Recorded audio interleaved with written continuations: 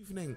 Good night and welcome to Mindful Live 196. Are we right now? Yeah, it is the 9th of March. It is Thursday, the 9th of March. The 9th of the 3rd of the 23rd. Hey, Empress Roni, karaoke night, goodbye. Okay, Roni. Roni is out there doing karaoke in Tobago. If there's rainfall out there, blame it on Roni. Where's that karaoke taking place, Roni? You know, you never promote any of these liming spots you have. I feel it's a kind of secret lime vibe that you're always on there. You never tell people where exactly these liming areas are. You just talk about lime and that's it. Karaoke where? If you're inside of the live, as per usual, make sure you double tap that screen. Get the likes flowing. You can share the live too. See who may like this kind of content out there. Share it to some more folks.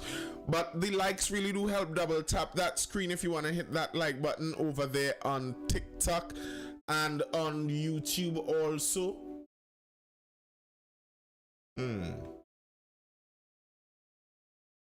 Yeah. All right. So, still battling with bar hopping. Well, how could you bar hop and karaoke at the same time? All the bars have karaoke on a Thursday night. Is that like a Tobago thing? All bars in Tobago do karaoke on a Thursday night. Is this some new information revealing to us?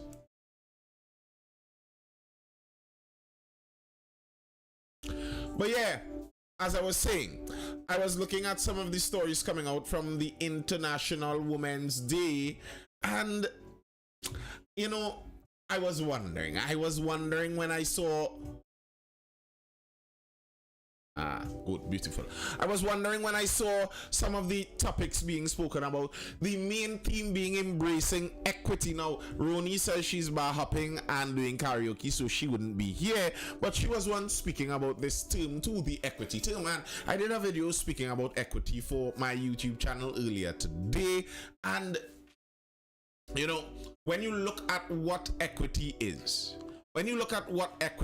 meant to be, bars do it to bring a crowd. Well, of course they do. If you look at what equity is something totally different from equality. And in this International Women's Day, they were saying they're embracing equity. What's the difference between equity and equality? The example I always speak about, the example that regularly is brought up when people speak about equity is, I don't know how many of you have ever seen that meme, that picture online where three people are attempting to look over a fence, and it's three people of different heights. There's like a grown man, there's a teenage child, and then there's a little child or at different heights there, and they're all trying to look over a fence to see some kind of sporting game. And the grown man could see over the fence without any help. He doesn't have to get any boost to see over that fence. He's well capable of seeing over the fence, while the teenager is just barely at the eye level of the fence. He can't exactly see over, but he just needs a little boost more, and the little child is down there near the bottom of the fence. And there are 3 boxes. Equality would mean you're giving everyone 1 box each. The grown man gets a box, the teenager gets a box, the little child gets a box. Each person gets 1 box each. Each person gets 1 box each, and that's equal. That's equality. Equality of opportunity. All of them, 1 box each. What equity mean? Equity means basically fairness. That's the general idea of equity. Being fair. So in being fair, if you want everyone to be able to see over the fence, fairness would dictate that the little child gets 2 boxes, the teenager gets 1 box, and the grown man gets no boxes because he doesn't need any. He's well capable of seeing over the fence all on his own. And that's the idea of equity. Equity is a step further than just equality, because I put it this way: equity is the answer to the fact that reality is not equal. So you see, if you I put this example earlier out there. If you run a 100-meter race and you put all men and all women to run a 100-meter race, they're all equal. They're running the same race. They have the same starting point, the same breeze to their backs, whatever. The fact is, generally speaking, mostly men would win that race. And that's equality. Equity would mean that, well, in order for at the finish line us to see a more equitable distribution in the winners, then we'd have to probably give some women a head start. Women, according to what level they are, they might have to be pushed a little further ahead and a little further ahead and a little further ahead. And right therein kind of lies the problem with equity. Who decides how much of a head start is required? Who decides what is your handicap in something to make it equitable? Like when you're talking about the example with 3 people looking over a fence, that's something easy to think about. That's something easy to decipher. But that's not how it actually functions in the real world. In the real world, it's not boxes and fences we're talking about here. And in this same example with the 3 boxes, here's the problem. If the grown man made the 3 boxes, if the 3 boxes belong to the grown man, and okay, the little child needs 2 boxes to see over, the teenager needs 1 box to see over, but either way, all 3 boxes belong to the man. Are you going to take the man's boxes and redistribute them to everyone else so that there's an equitable sharing? Who decides that? Who decides that? And that sounds a lot like theft. You see, that's a dangerous road to go down, where, okay, we look around and we determine that this person has too much while this person has too little, so we take from the person who has too much and gives it to the person who has too little. That's a very dangerous, scary, sketchy road to go down. But we're going to dive into some articles around the International Women's Day and see some of the discussions around embracing equity. An article coming out from Tobago. Leon Amara says communism is key to poverty. Excuse me, you'd have to excuse the regular coughs. I'm still getting over that bug. But if you're talking about key, Mr. Leon Amara, I'd say communism is the key to poverty, because that's what communism leads to in nearly inevitably every time it has been tried. That's pretty much what comes very swiftly following. My topic made it and I'm not able to talk. I don't know, Ronnie. I don't know who made you decide that. Ooh. Easy there, Mike. Who made you decide that on a Thursday talks night you're going to go out there to go karaoke, bar hopping? But you do you, you know. If you think that you would be more edified, if you think that your pursuit, your curiosity for knowledge, your appetite for wisdom will be satiated and satisfied by singing random pop songs out in drunken crowds in bars, well, you do you, ma'am, you do you. Senior Cup urges other Tobago women, be assertive.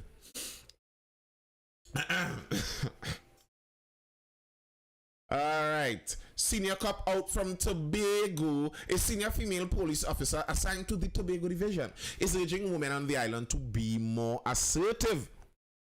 Looking antisocial. Imagine that you're inside of a bar, sitting down, taking in a live, talking about news. That's a strange thing to be doing, you know, Ronnie. That's a strange position to be in a bar, taking in a live, talking about news. Strange position.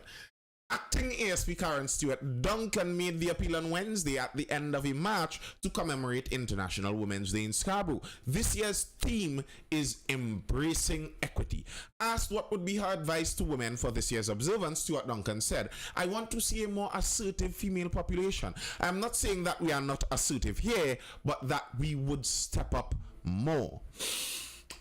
Assertive. She is saying her advice to women is to be more assertive. What is assertive? Assertive is forwardly confident. You have that forceful nature in your confidence. It's not just being confident, because you could be quietly confident. You know, you could be quietly confident in your attitude, and I'm just confident in my abilities, but I'm reserved in a corner. But that's not what assertiveness is. Assertiveness is, yes, you are confident in your abilities, but also you are pushing to get into those places, to show those abilities and to show that confidence in the ability. That's what assertiveness is. Assertiveness is going out there to find the position, to put yourself in the position. That's our advice to women. I could tell you one time, if any of you are inside of or around any of those internet red pill communities, those male talk internet forums, they would say that's some bad advice for women. I don't know. I guess it's according to which outcome you're looking for, but the ASP says be more assertive. It is not by any means saying that we want to take over the men's position, she said, but this year's theme, embracing equity, we want to make sure that everything is done equitably. So women need to step up and stand strong as the women we were created to be. That example to the younger ones. So she is saying that what they're aiming for is equity. We're aiming to go along with this year's theme of equity, and this year's theme of equity could be attained by women stepping up more.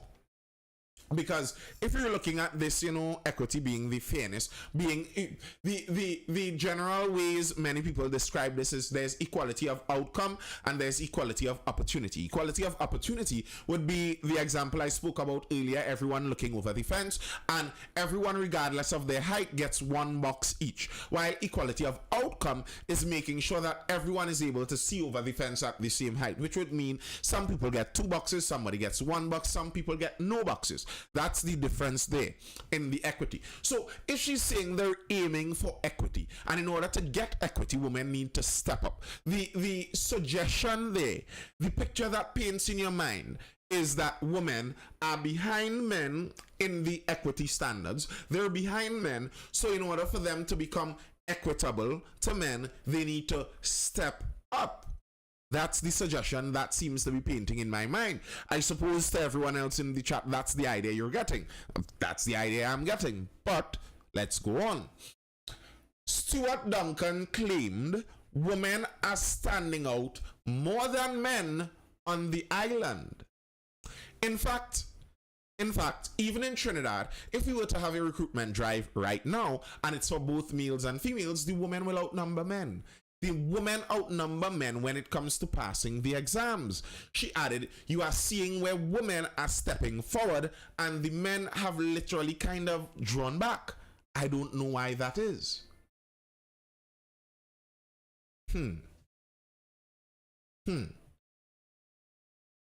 These are the things that kind of confuse me.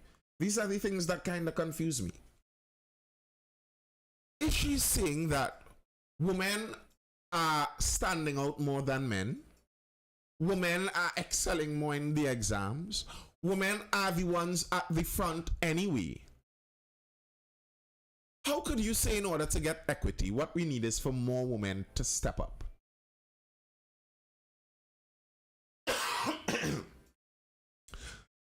If the women are at this level, she says the women are already standing out compared to the men. She doesn't understand why, but that's happening.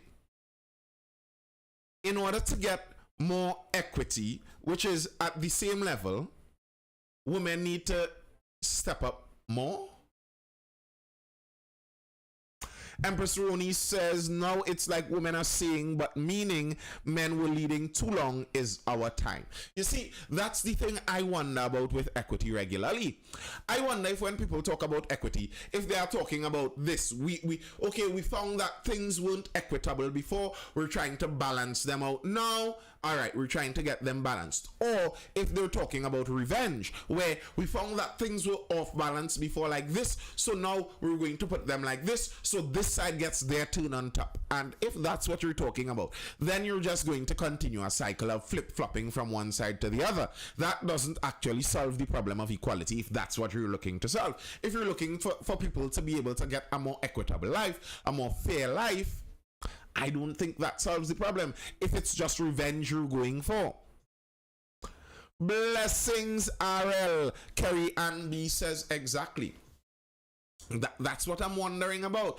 Is it equity or is it revenge? And there's another article that echoed this. These both articles came out around the same time yesterday for Women's Day. Labour Minister equal pay glass ceiling not yet broken.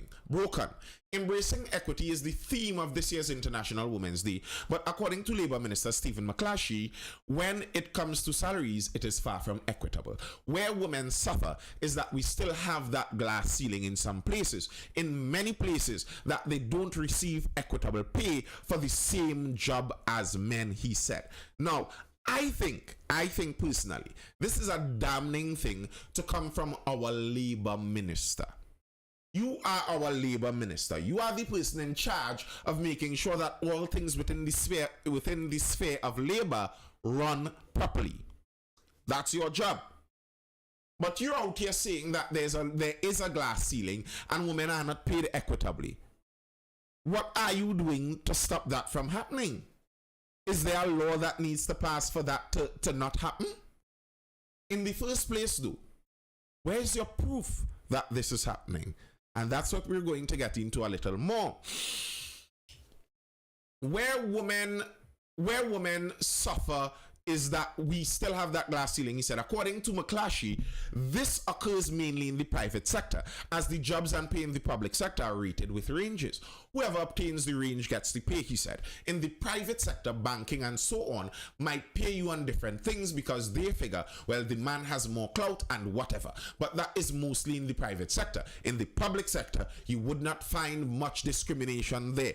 I find that to be very convenient, that the minister representing the public sector is saying that the public sector doesn't have this discrimination.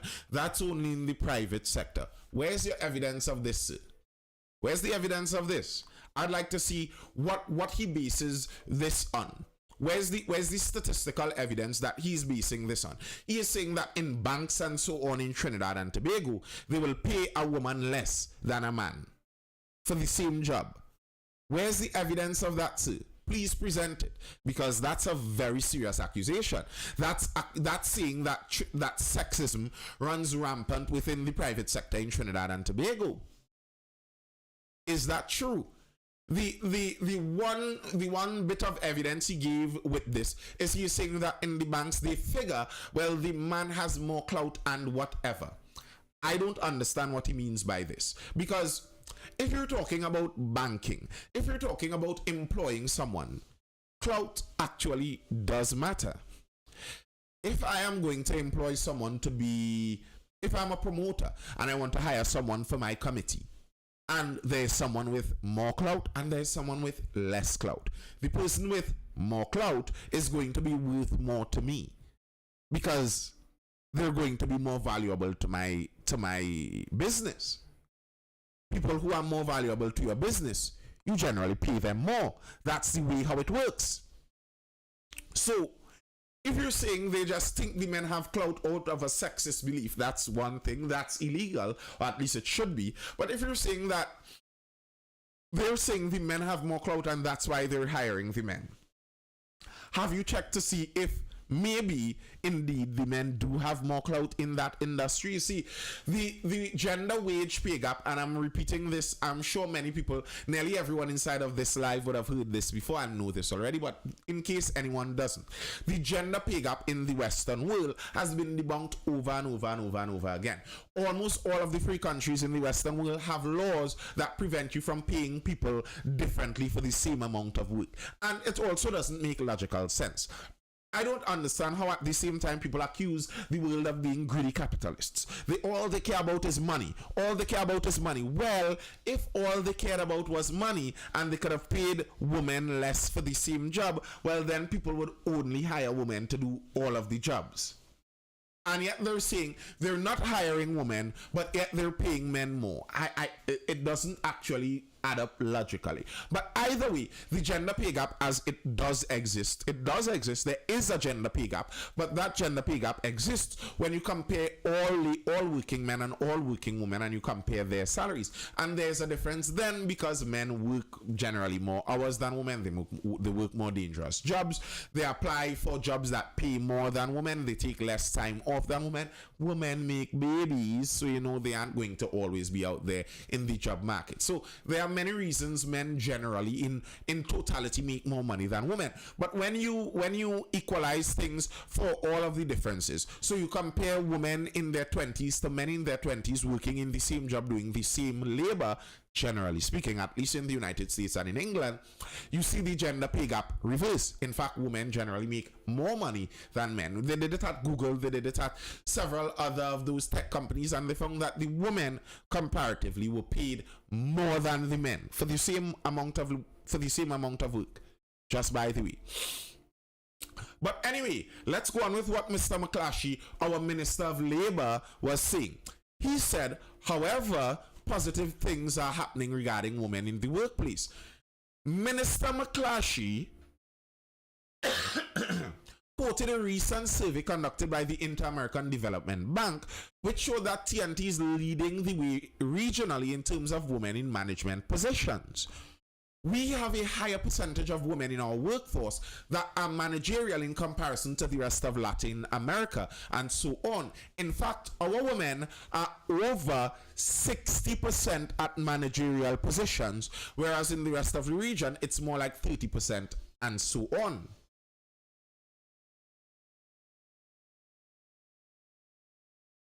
Again, good night, Tony the Ambassador. Again, someone needs to explain this to me because I'm missing something here. I'm missing something here. You're telling me the women are being shortchanged. The women are being discriminated against in the job sphere. But 60% of the managers in Trinidad, and no, not 60%, sorry, more than 60% of the managers in Trinidad and Tobago are women. How does that figure? How does that figure? If you're telling me more are women, but that's not enough, and we need to do more to make it equitable, then I'm starting to get the kind of feeling like equity is not 50-50. That's not what we're talking about when we say equity here. Equity sounds like you're looking for one to surpass the other. That isn't that what it sounds like?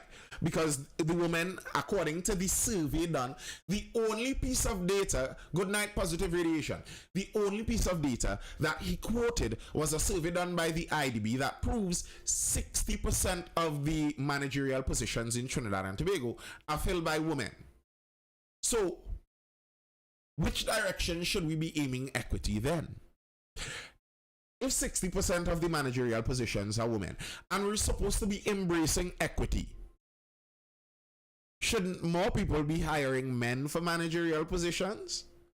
When women go out there applying for a manager's job, they're told, well, actually, because we're embracing equity, I'm sorry, ma'am, but right now we're looking for people with XY chromosomes, you know, people with two pebbles. We're looking for a certain kind of sex and gender, and you don't belong to that sex and gender. We're embracing equity. No, but that's what embracing equity would be if we were really legitimately embracing equity. And there's more. And there's more. He added that there isn't much more related data available to the ministry, which I find very funny. He is saying there isn't really any data available for the ministry except this study that the IDB did that proves 60% of our managers are women, and yet still he is saying there's a glass ceiling that is holding women down. Okay. Minister McClatchy said a promising sign is the number of women obtaining advanced degrees now surpasses men. Again, somebody explain this to me. We're aiming at equity, but our Minister of Labour says a promising sign is the number of women obtaining advanced degrees now surpasses men. It's not equalized to men. It's not the same amount as men. It surpasses men. And that's a promising sign. Why? Why is that a promising sign? if we're aiming at equity, shouldn't the equitable thing be 50-50? You know, they're balancing it off. And a promising sign is that we're seeing it balanced off right now. So is it a promising sign when one takes over the other? Tony the Ambassador says equity is just what they call it. That was never the aim. And here's the thing. There's more. The women, this is Minister McClatchy speaking here. The women in Trinidad and Tobago are quickly surpassing men in the workplace, given that they now occupy a significantly higher status in terms of education and so on. So he's talking about higher status. He also highlighted that most permanent secretaries and deputy permanent secretaries are women. We have come a long way, and our women are showing that they are capable, that they have the experience, and that they can manage at all levels. And we can look forward to more women in higher places making major contributions to our national development, he said. Okay. I don't mind women making contributions to our national development. That's a good thing. I have no problem with that. That's beneficial to our country. Ray said there's always partiality towards women, but people don't like to acknowledge the partiality. Ooh. RL asks which specific advanced degree, science and engineering based, right? No. I'm pretty sure you are aware of that answer, but generally speaking, in most STEM degrees, males are still a good bit more than women, and that's mostly choice. It's not even totally a matter of ability. You ask women if they want to spend their days doing those extremely difficult degrees, and no, they don't particularly want to. It's a choice. While men would go after those things if just for the challenge or if just for the money also. So that's a more male thing, generally speaking. But either way, as I'm saying, apologies. If you're saying that equity is what we're aiming at, how is it a good thing when the women are surpassing the men? They're talking about embracing equity for the International Women's Day. But in this we are seeing here that the women have surpassed the men. And the policewoman in Tobago was saying the same thing. Our Labour Minister is basically saying the same thing. But yet still, their encouragement, their angle at this is that women need to be pushed further forward. How I just get those notifications late by? I don't know, by gosh. I do not know. Yeah, that's something it perplexes me. Embracing equity, but we're encouraging the people that are already ahead to push even further ahead. So then that does not sound like equity. And here's the thing, for me personally, I think equity is a bad goal. It's a wrong aim in the first place. Equity is a horrible thing to aim at. You don't want to aim at everyone being at the same level, because everyone isn't naturally at the same level. People naturally exist at different levels. To try and forcefully make everyone equitable at the same level creates insanity. It's like having giraffes and goats in the same field and expecting them to all eat the same amount of food. It's not going to happen. The giraffes are going to reach the taller trees. So what you're going to do, so I have a field with giraffes and I have a field with goats, and I want to make sure that they all are able to eat the same amount of grass. So here's what's going to happen. The giraffes are getting to eat more grass, more leaves when there are tall trees. So in order for equity to happen, what needs to go on? I cut down all the tall trees. So there are only shrubs and grasses. So the giraffe now has to bend his long neck down to the ground and eat like a goat. And that's equitable. Now everyone eats the same. Because you see, what we realize is reality is a hard thing to fight against. So you're not going to be able to grow all goats' necks. You're not going to be able to build a platform for all the goats. That's the reality that we found out now. It's just never going to happen. You will never be able to build a platform for all the goats to as easily reach the high leaves as the giraffes do. If you build a platform for the goats, you will build the platform and then you'll find out, oops, a goat falls off the platform and now goats are dying trying to reach the level of giraffes. And now it makes it even more inequitable against giraffes. The goats are dying trying to reach your level. You're a bad giraffe. You know what we need to do? When giraffes are babies, we need to hold down their neck. So we build a clamp We build a clamp and we clamp down their heads so that their necks don't grow too long, because when their necks grow too long, they exceed the abilities of the goats, and we can't allow that. We must have equity. That's the problem with equity. When you have giraffes and goats, you cannot have things equitable. They are not the same. And a problem, I spoke about this also in the video I did today, a problem that the feminists have realized for some time now. The feminists stumbled upon this realization a while now about the problem with trying to get equity is there are too many identities to balance out. So, okay, we want to get equity on men and women. So we get the males and females 50-50. Let's say we're looking at like the police service and we want to get equity in the police service. So we want the men and women to be equitable in the police service. So we get 50-50 men and women. Okay.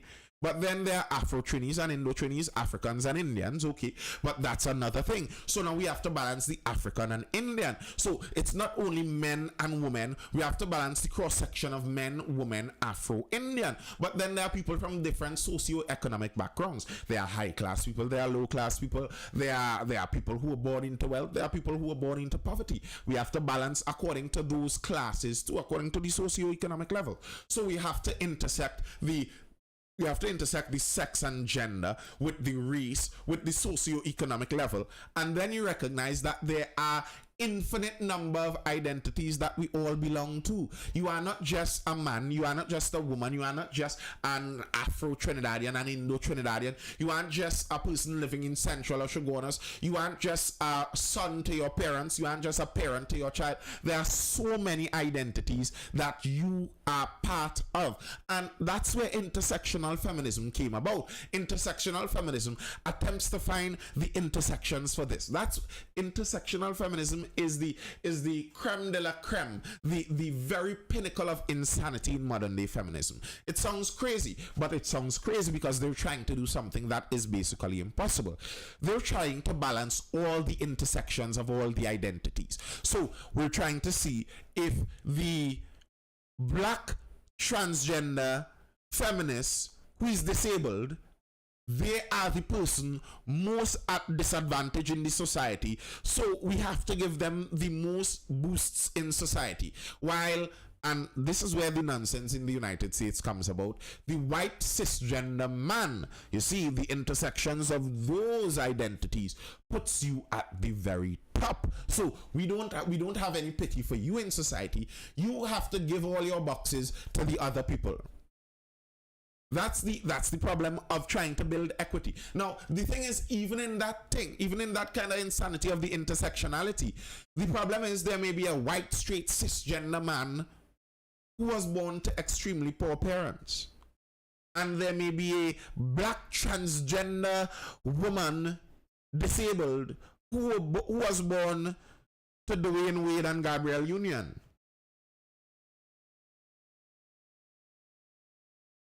So, if you're talking about making things equitable, which side do you balance for? Gersh says, and then it ain't have equity in the shooters. If you want to hire 50-50 productivity will suffer in any field. Correct? Positive Radiation says the Tobago division of the police has a serious male shortage. That's what the lady was talking about before. Gersh says all that should matter is merit. I actually agree. RL says it's all just a political tool just to run them out about tasks that don't really have a clear goal. And Canada approved pronouns now by law. Canada approves a lot of insanity. Canada is a strange place. When I see people leave nice Trinidad and Tobago to go Canada and talk about they're going to a better place, I'm like, okay, if you say so. I don't particularly agree. I don't think I'd enjoy living in Canada. That's just me personally.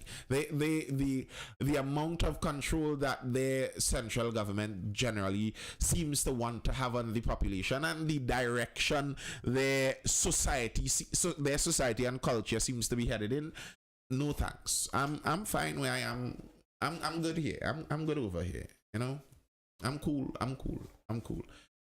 But as Gersh was saying, I agree with that. That's the issue with equity. Equity cannot be the main goal while merit is the main goal at the same time. The example I gave at the very beginning, if you have a 100-meter race to run and you put men and women both in the same race at the same time, merit means at the value of your own deeds, of what you have done, that value of what you put out there, that's the merit of it. Okay, so on merit, it would be who is the fastest runner. The fastest runner wins. That's on merit. But if you're talking equity and you want to make sure that no one is taken advantage of, no one is left out and in the last, we all finish the race around the same time, then you can't run on merit.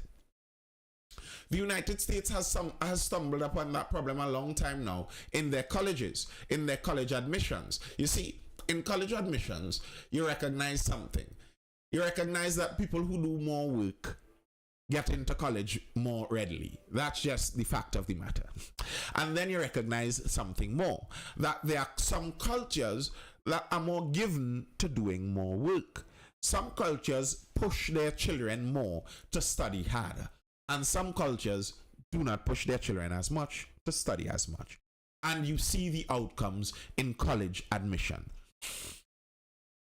In the United States, in the races, there's a racial breakdown in college admissions. You see very often mostly the Asians being accepted most readily into colleges, while black people are generally the least readily accepted. And in order to make things more equitable, what they have done is they have added some weight. They have added some weight to the scores, to the college entrance scores on black people. If you're a black person, your college entrance, your SAT scores gets a boost.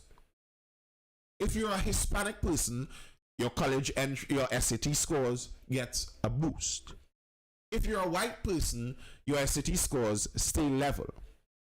If you're an Asian, your SAT scores actually are penalized. You get a negative weight on your SAT scores. Why? Because the Asians are being overrepresented in colleges. It's inequitable. If you left it totally up to merit, then maybe all of Harvard and Stanford and all of those prime colleges would just be Asians inside of there. If you left it up to merit. And how would that look? We can't have that happening. No, that's not equitable. That's not fair. Black people cannot be left out like that. So here's what we'd do. We'd make sure that the black people get a little boost on their scores, and we'll pull back the Asian scores to make sure things are equitable. Positive radiation says it is no longer let us grow together. It is y'all was in front, now we in front, we dominating. Nathan Best, you lie on the application forms. And that's precisely what many people did. That's why there's a white senator, as white could be, as white as white could be, in the United States that was claiming she was a Native American. She did a blood test and found she was some kind of something 1,000th part Native American, and she was bold enough to post that out there. The reason she did that is because when you put you a Native American, you get a boost in several different areas in attending colleges and in getting into jobs too. These are the problems you create. These are the problems that equity creates. And you're trying to balance these things. The reality is you will never actually balance it because it's impossible to balance.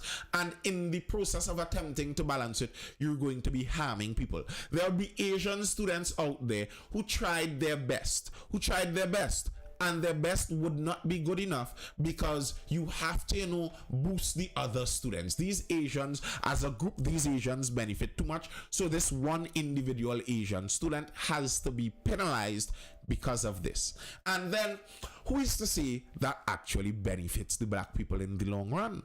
Who is to say that benefits black people? How does that benefit them? As I saw, what night was it when we were speaking previously, and someone was talking something about the bigotry of low expectations. That's what that is. It's the bigotry of low expectations. As a black student, it's nearly expected that you're not going to perform as well, so we're going to give you a little boost. And tell me, what does that do to the psyche of an entire culture? Is there any surprise that by continuing to boost the black grades in the United States, you are seeing that the black grades continue to plummet lower and lower and lower? There's something very strange that I notice when I look at the statistics over there, and the statistics over there are better kept. So you're able to see patterns much easier. Black Americans continually perform not that well while black Caribbean folk, black Africans that immigrate to the United States perform better than white people. So it's not something directly to do with the skin color. Personally, as I've said about the Tobago issue before, positive radiation in the chat, yo, Aleki isn't here, I think, tonight. But as I've said about the Tobago situation before, where I think some of the difficulties Tobago has faced is because they were able to get resources so easily from Trinidad, where the leadership didn't have the need to go out there and be able to stand on more of their own 2 feet, as it were. I think something similar happened to the black population in the United States. The black community in the United States seem to have suffered under that kind of equity system. Trying to make things more equal for them seems to have decapitated them a bit. It made them even more handicapped. That's what it seems like to me. That's what the statistics seem to point out. Positive Radiation says, how can the UN have a gender affairs officer in Trinidad and all her projects are for females? Because when they say gender affairs, they mean women affairs. They're not talking about you.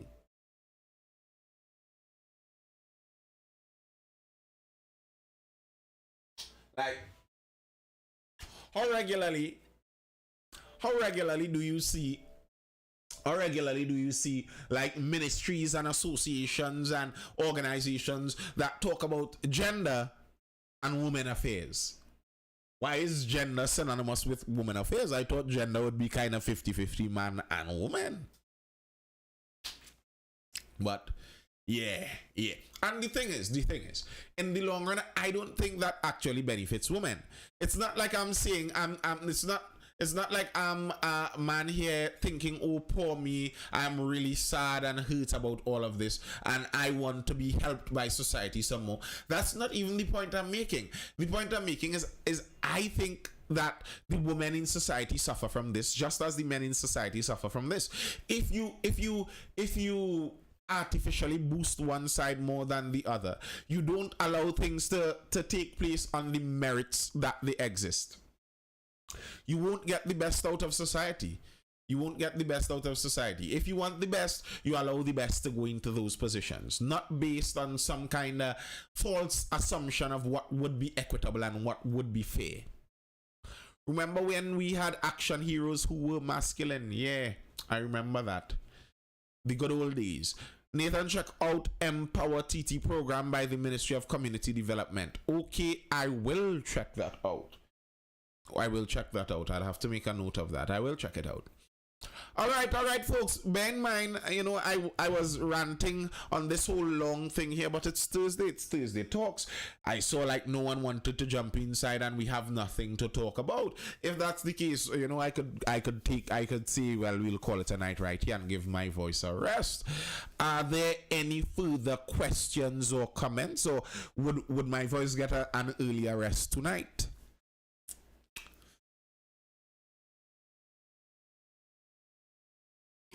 Yep.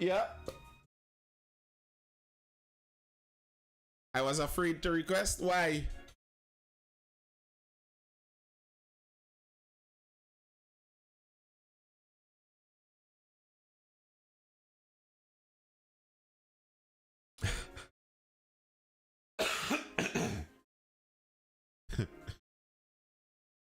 No. Wait, what other day that was? When you had requests previously? Well, that was when we were in the closing ends and you made that request. Yes, that's what that was. But it's not a general thing. This topic has too much backlash with it. It doesn't seem to have much backlash tonight. We're talking and there isn't any backlash. Maybe some of the people who more typically do the lashbacks. Maybe some of the more lashback folks aren't in the live tonight, but there aren't many backlashes to this. I don't think, I think if people generally, if they speak clearly, if people speak about what they're talking on these issues clearly, there shouldn't generally be any legitimate backlash. Nisi, why are you covering your face, Nisi? What's that supposed to mean? That face palm? You need let me jump here a little bit. I really started to follow this whole feminist movement in about 2014, 2015. I did a program in Tobago, which shows that when I see this whole feminist movement, the red pill theory, the red pill movie and all of that. And I think this issue has gone past it being female empowerment. It's gone past a stage now where female telling a man how to be male, which is ridiculous. And when you see things like this, the backlash is usually you get cancelled. Even today, I had to explain to a friend of mine that I am pro-females but anti-feminist. And we spoke for almost a half an hour. Debating is very sensitive issue. I think it's simple. Men are better at certain things, women are better at certain things. Let's accept each other for who we are, love each other for who we are, and move on. Because you are saying women are on the back foot, but when you look at it in a lot of these areas, you all are now at the top, managing it and creating more problems. Why not have the logical, which is the male, be a part of the decision-making process? You have the emotional, which are the females, who would bring that level of, God, be a little soft, be a little gentle. And you have a mix 50-50. They don't want 50-50. They want give us everything, and our men must be at our beck and call. So if we had hot to all must run, come now. But I all we want to for. It got so bad. I remember telling a friend of mine, I said, we reach a stage now where we ain't important, you know. All woman want man now for is to have a good sexual experience and for the money. After that, we are no longer considered to be valuable. They could lock you up in jail and nobody cares. The thing is, I think that's a mindset of modern culture, but that's not everyone. That's not everyone. There are many people who don't have that mindset, that kind of general modern thinking of you want men and you're thinking about using men for money only and men aren't worth much. And I don't think that's everyone. The problem is, though, part of the problem, the way I see some of this, part of the problem is because of the education system we have had over the past couple decades, the education system across most of the English-speaking Western world has kind of synthesized into one general thought process. And because of that, we have people becoming educated / indoctrinated into certain kinds of thinking processes that may not necessarily be organic to our culture. That's one side. But in general, I think culturally, some of that doesn't bear reality on our local culture. Some of it doesn't. Some of it really doesn't. So that's the balance I'll have faith. Yes, when you look at the modern culture and that whole social media and how the interrelation between the genders is going, that's not very promising. But if you look at general Trinidad and Tobago, that's not our culture in totality. It's true, TikTok and social media has glamorized this certain type of thinking for women. You see, here's the problem with social media, and I am wary how I do this because I understand I'm not a woman and I'm talking about the problem for women here. But the problem for women here in social media is that women are by and large more willing to bend their opinions to the crowd. The women are generally the more agreeable of the sexes. That's not debatable on any grounds, generally speaking. Women are more agreeable. What that means is the social pressure to have a view works more on women. So social media generally has a heavier strain, a heavier lean on women. That's just reality with that. So when you have... Good night, everybody. Good night, Gush. So when you have certain thought processes being pushed on social media as the popular ways things should be done, they do have an effect. Papa Boa says Trini women are starting to think that same way. Well, West Indian women. I won't be surprised if that's true. What's going on, Gush? Just something I've been thinking about lately. Because I mean, I scroll on the Twitter and the TikTok and Instagram and so on a lot. And I see a lot of women, you know, their 30s and the late 20s and points and their opinions and so on.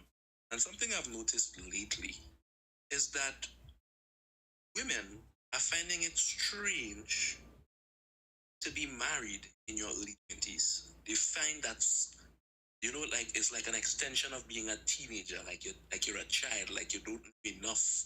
You shouldn't be in that position. Why are you having children at 22? What is going on? And to me, that is so strange, because to me, that is the time where people should be latching on, creating bonds, growing together, building their family, building their business, building their career, and growing up together. But somehow there's this pervasive ideology now where the woman has to get everything for herself, and then she will get this A-class, A1 perfect finish line, have everything going for him, man. And again, I feel like personally, and this is my opinion, inherently, women want a man who is better than they are. Well, and what that does, hypergamy. when you have all these competitive women, in terms of academics and finances and so on, what that does is alienate a lot of men from their dating pool. So, for example, my sister is 38 with a PhD. I remember that. And no boyfriend. I remember that. Thank you, Winston Luchan. Thank you. Yeah, you know, Gush, that's a point that I've been talking about a while now. And I will pull it back from being just a woman issue. I think it's a modern day issue where we have extended childhood to a ridiculous length, where we believe that a 20-year-old is a child. And part of that, I think, is the greed of capitalism and consumerism, because children spend more money. Children spend the money of their parents and they spend more. So as parents are able to make more money, the children are able to spend more money. The boomers did the world an injustice. The boomers remained in positions of power. The boomers being that kind of 60, 70 age group. They remained in positions of power, dragging everything up with it. So because the boomers were still in positions of power at 70, then the millennials at 30 have to still act like the children. Part of the issue. We have extended childhood. So people are acting like, you know, at 25, I'm still finding myself. You know, I have to go out there in the world and find out who I am. I don't yet know who I am. I have to learn myself. Like, you know, if you're a 12-year-old child, no. You're talking about people in ancient times, people at 23 were people conquering the entire world.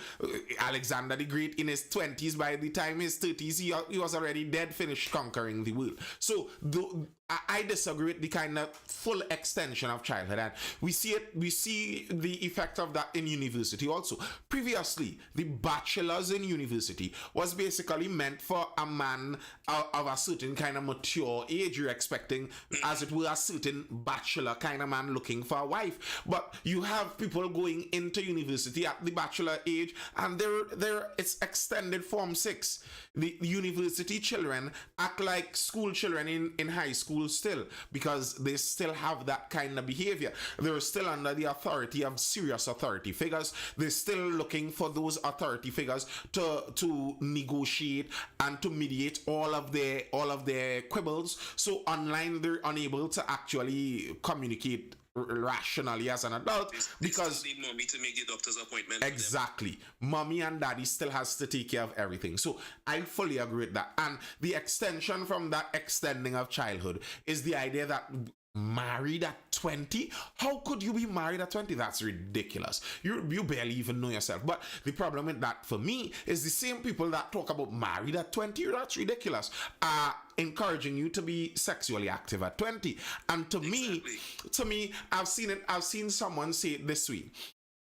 The confusion we're having with consent in modern times, because consent is a big issue in the hookup culture kind of thing. When you have a bunch of drunk 20-year-olds hopped up on hormones and drugs, you're going to get some consent issues. And the idea is consent was marriage. That's always what marriage was. Marriage was the idea of consent. So how could you tell me that they are able to give consent to get into sexual interactions that they are very well capable of regretting in the long run, and that may and disease, and that may ruin their life in the long run, exactly, but yet they can't consent to marriage because they're too immature? Those things don't go together. So I disagree. I understand what you're saying, and I agree.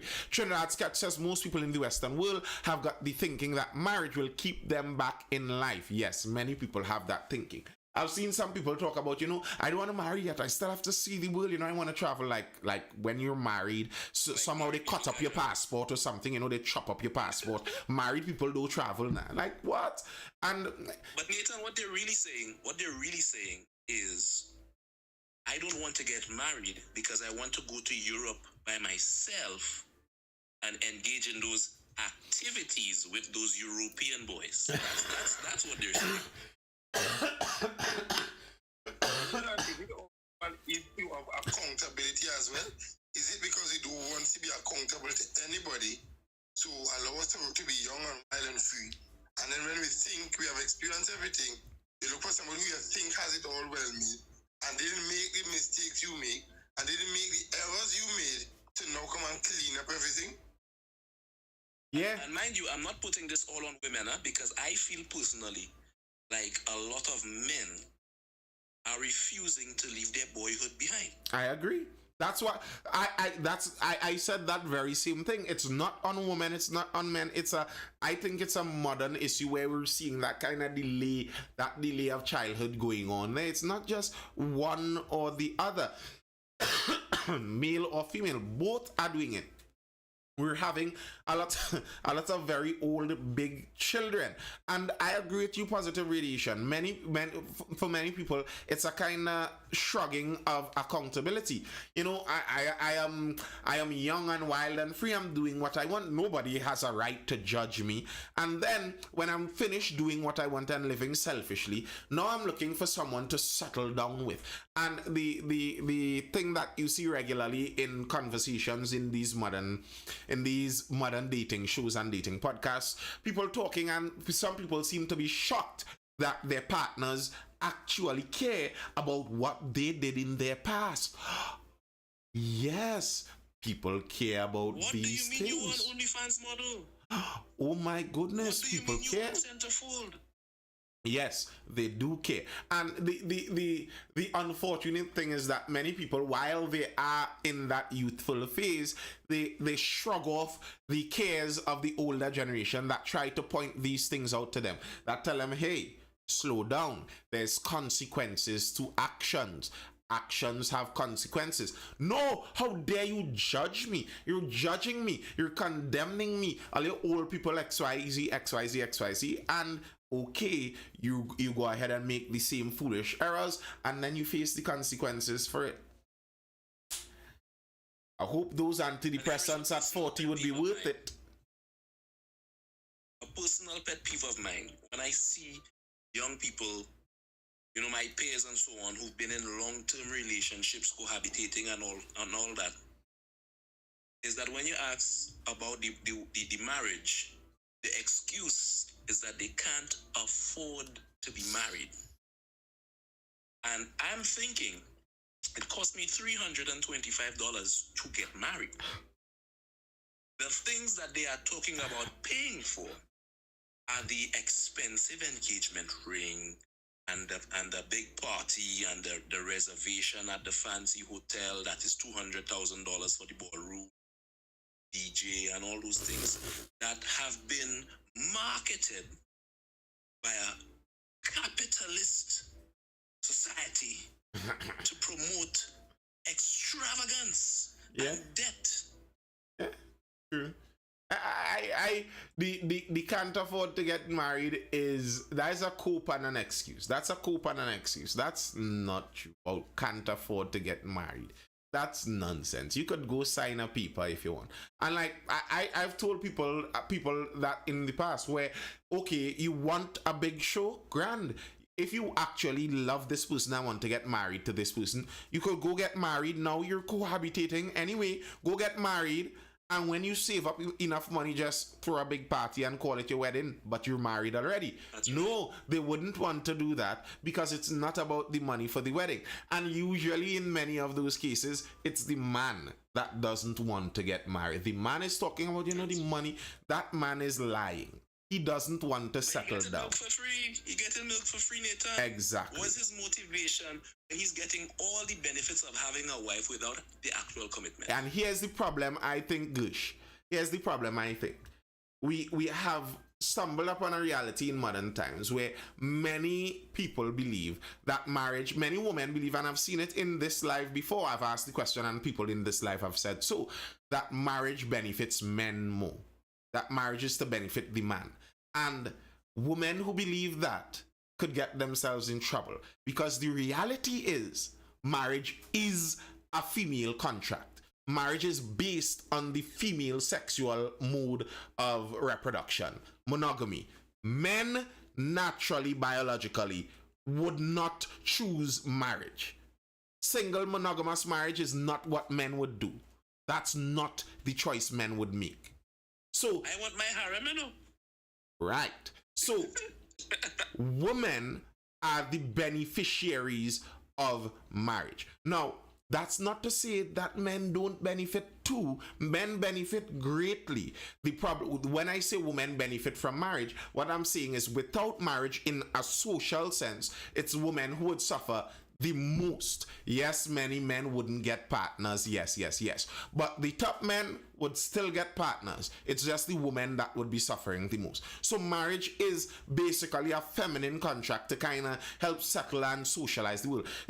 Really and truly, a lot of the civilization of many civilizations were done because of the maternal needs, Civilization on a whole, when you think about it, is a maternal kind of thing. A nest building.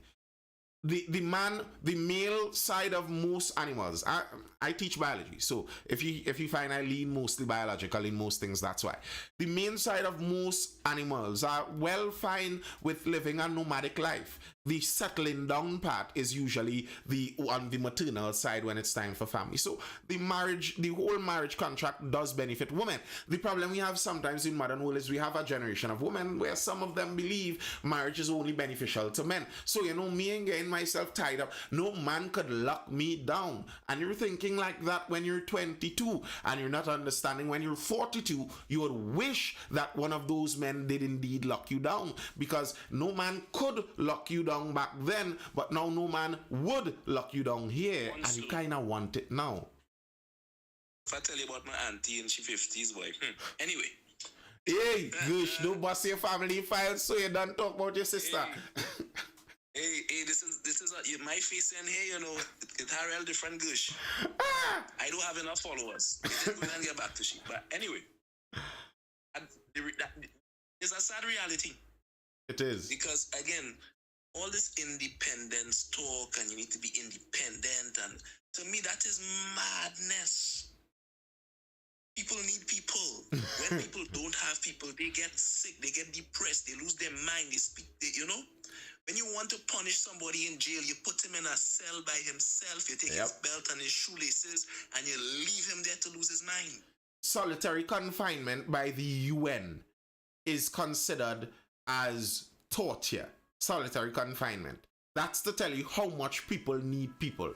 You take people away from people, and by the United Nations, they consider that you have committed a crime against humanity, you have tortured someone. That's the level of serious solitary confinement. And so the idea that people don't need people, that's a foolish idea. The UN themselves contradict their very own self. Because how could you have a UN network to govern children, a UN network to deal with women, and you don't have a UN men? So the UN is a financial organization then, and because women have a tendency to spend more money, it's more profitable to the capitalist society, you're putting to financially support the initiatives. You do the same thing putting the children, because women tend to be close to the children, and the men and them just give the woman the money them to spend. Here's the reality, positive. It was nice. I have to leave now. Word, man. Word. Here's the reality why positive radiation.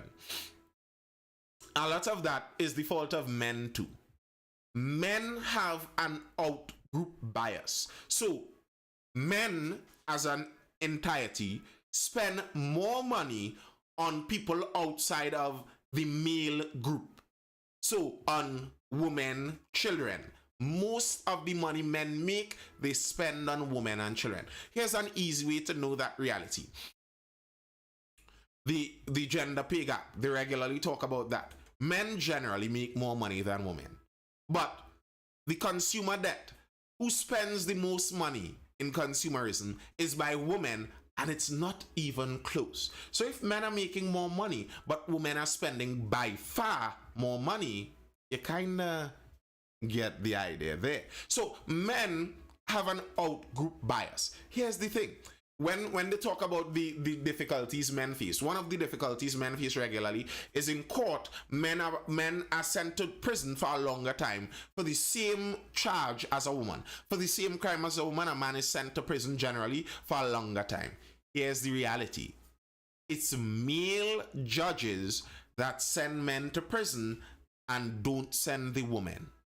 It's the male judges. I was recently reading an article, seeing a story about a woman who abused a 13-year-old boy, a 31-year-old woman or something like that, abused a 13-year-old boy, got pregnant with his child, and she doesn't have to face any jail time.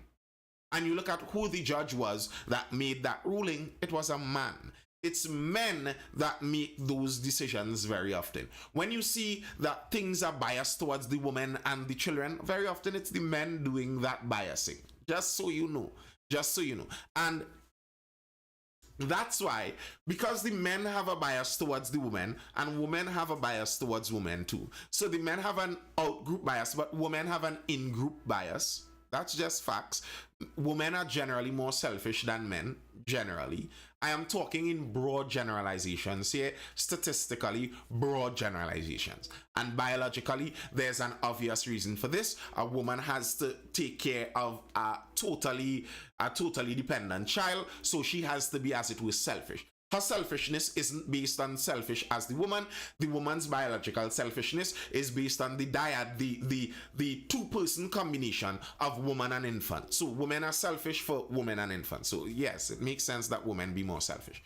But because women are more selfish than men, when you put that across the world, you'd see regularly, you'd have more institutions, more organizations, more funds, more relief for women, and very few for men. Not as many for men. That's just the reality. And the sad reality of it is it's a problem that sometimes men create themselves because of their own biases towards women. Bros, stop simping. Simping is the problem. All right, people, I think that's all I have for now. Let me make sure my voice lives to talk another day. That's all I have for now, folks. This was the Mindful Live Thursday talks where, we just sit and chill and talk. It was nice. It was nice, a little laid back. Not as heated as it generally gets sometimes, but cool is good sometimes. Cool is good sometimes. I will see you guys again for the next Mindful Live tomorrow evening around that 9:30 p.m. time. Until then, see you. Hold it down. Keep safe. Be safe, people. Laters.